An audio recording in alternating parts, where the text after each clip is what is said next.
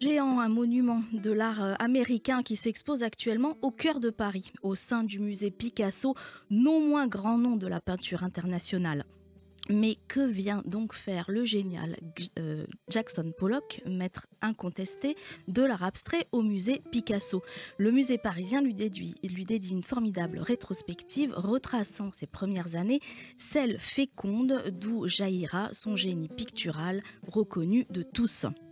Et pour cause, Pablo Picasso n'est pas étranger à ses premières inspirations puisqu'il s'inscrit dans les avant-gardes européennes qui nourriront le travail de Pollock au début de sa carrière, au même titre que les arts natifs américains et les muralistes mexicains.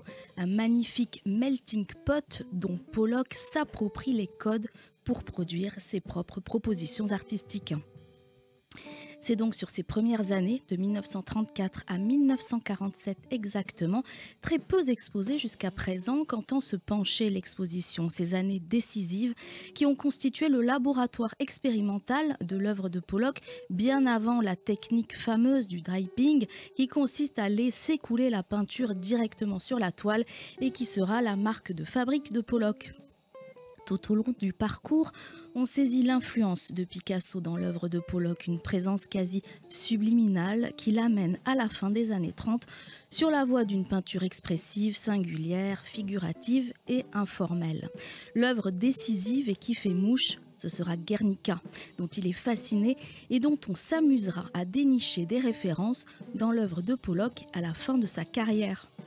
Il sera aussi saisi par l'ensemble de l'œuvre de Picasso présentée en 1939 au MoMA et plus particulièrement par ses fameuses figures hybrides comme les Demoiselles d'Avignon, peintes près de 30 ans plus tôt.